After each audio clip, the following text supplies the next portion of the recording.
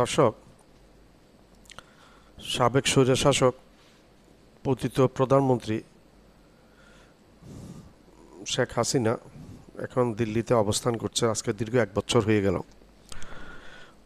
উনি বানিয়েছিলেন প্রতিরক্ষা উপদেষ্টা ওনার ছোট বোন শেখ রেহানার দেবরকে। উনি হচ্ছেন অবসরপ্রাপ্ত retired major general Tarek Siddiqui. উনি সব কিছুই দেখাশোনা করতেন, সামরিক বাহিনীর ভিতরের সব কিছু, ডিফেন্সের এবং অন্যান্য খাতেও উনি হস্তক্ষেপ করতেন। সামরিক বাহিনীর ভিতরে কার প্রমোশন হবে, কার কোথায় পোস্টিং হবে, কার কীভাবে কে কোন জায়গায় পোস্টিংয়ে যাবে, এবং সব কিছু ওনার নখদর্পণে ওনার ইয়ে ছাড়া হতো না কোনো কিছু। আমরা এটা দেখেছি বিগত দিনে। প্রতিরক্ষা উপদেষ্টা পদমর্যাদা, এটা পূর্ণমন্ত্রী পদ। তো উনি এখন বর্তমানে ওনার যে শেখ হাসিনার সাথে শেখ হাসিনার পরিবার, শেখ রেহানা পরিবারের যেই দুর্নীতির বের হচ্ছে, এর মধ্যে তারেক সিদ্দিকীর দুর্নীতির কর্মকাণ্ডগুলো আমরা দেখতে পাচ্ছি বের হয়েছে, ভিডিও আকারে বের হয়েছে, ইউটিউবে বের হয়েছে, পত্রপত্রিকায় বের হয়েছে। উনি যথেষ্ট সয় সম্পত্তির মালিক হয়ে গেছেন দেশে এবং বিদেশে। বিদেশেরগুলো পুরোপুরি এখন খবর পাওয়া যায় না, কিন্তু দেশের মধ্যে রাজুকের এবং বিভিন্ন অনিয়মের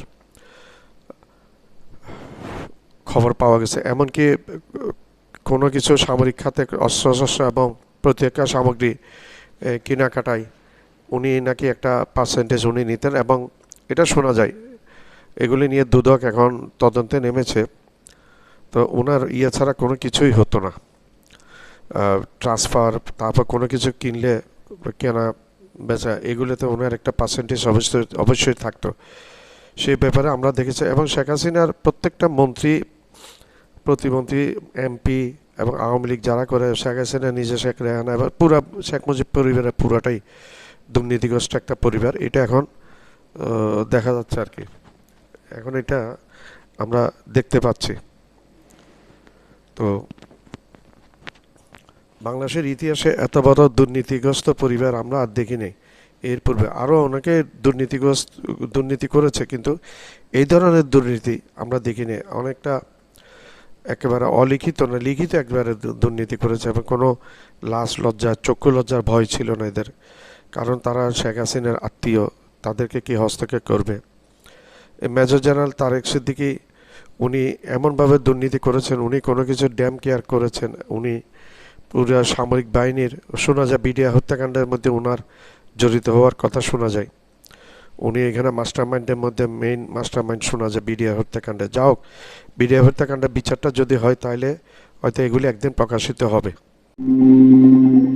জুলাই গণ অভ্যুত্থানে ক্ষমতাচ্যুত সাবেক প্রধানমন্ত্রী শেখ হাসিনার প্রতিরক্ষা বিষয়ক উপদেষ্টা অবসরপ্রাপ্ত মেজর জেনারেল তারিক আহমেদ সিদ্দিক ও তার স্ত্রী শাহিদ সিদ্দিকের বাগানবাড়ি, ফ্ল্যাট ও বিপুল জমির খোঁজ পেয়েছে দুদক।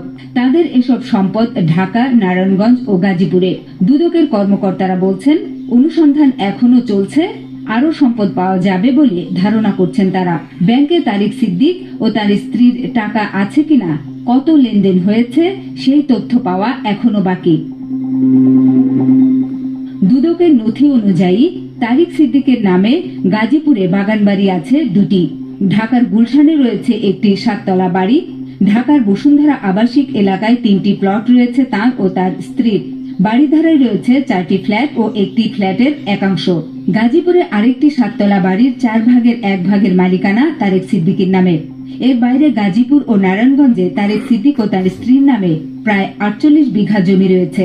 বাগানবাড়ি, জমি ও ফ্ল্যাট মিলিয়ে তারেক সিদ্দিকের সম্পদের দলিল মূল্য দেখানো হয়েছে 38 কোটি টাকার বেশি। যদিও স্থানীয় বাসিন্দারা বলছেন, সেখানে যে দামে সম্পদের দলিল দেখানো হয়েছে, বাজার মূল্য তার কয়েক গুণ বেশি।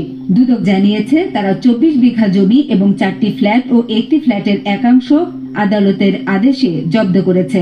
বাকি সম্পদও জব্দের উদ্যোগ নেওয়া হয়েছে। বিদেশে তারিক সিদ্দিকের সম্পদ আছে কিনা তা অনুসন্ধান করা হচ্ছে। শেখ হাসিনার পরিবারের অনিয়ম, দুর্নীতি ও অর্থ পাচারের অভিযোগ অনুসন্ধানে দুদক একটি আলাদা দল করেছে। সেই দলের সদস্যরা এই অনুসন্ধান চালাচ্ছেন। দুদকের মহাপরিচালক আক্তার হোসেন বলেন, তারেক সিদ্দিক, তার স্ত্রী ও 2 মেয়ের নামে প্রায় 100 কোটি টাকার স্থাবর ও অস্থাবর সম্পদের তথ্য পাওয়া গেছে।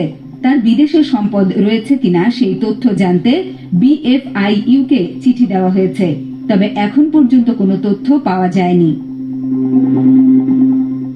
জুলাই গণ অভ্যুত্থানে আওয়ামী লীগ সরকারের পতন হওয়ার পর থেকে আত্মগোপনে রয়েছেন তারিক সিদ্দিক ও তার পরিবারের সদস্যরা। ধারণা করা হয় তারা দেশ ছেড়েছেন। তারিক সিদ্দিকের বিরুদ্ধে জুলাই হত্যাকাণ্ড ও শেখ হাসিনার আমলে গুমের ঘটনায় মামলা এবং দুর্নীতির একাধিক মামলা রয়েছে। মামলাগুলোতে তাদের নিয়োগ করা কোনো আইনজীবীর খোঁজ পাওয়া যায়নি। ফলে অবৈধ সম্পদ অর্জনের অভিযোগ সম্পর্কে তারিক সিদ্দিক বা তার স্ত্রীর বক্তব্য জানা সম্ভব হয়নি। এছাড়া দুদক সূত্র জানায় ৩ বিমানবন্দরে ৪ প্রকল্পে ৮১২ কোটি টাকা আত্মসাতের অভিযোগে গত জানুয়ারিতে তারিক সিদ্দিক সহ ১৯ জনের বিরুদ্ধে ৪টি মামলা করে দুদক। মামলায় অভিযোগ করা হয়েছে ঢাকার হযরত শাহজালাল আন্তর্জাতিক বিমানবন্দরে যোগাযোগ, নেভিগেশন ও নজরদারি ব্যবস্থাপনা এবং রাডার কেনার সময় প্রায় ২০০ কোটি টাকা আত্মসাৎ করা হয়েছে। একই বিমানবন্দরের সম্প্রসারণ প্রকল্প থেকে ২৫০ কোটি টাকা আত্মসাৎ করা হয়েছে।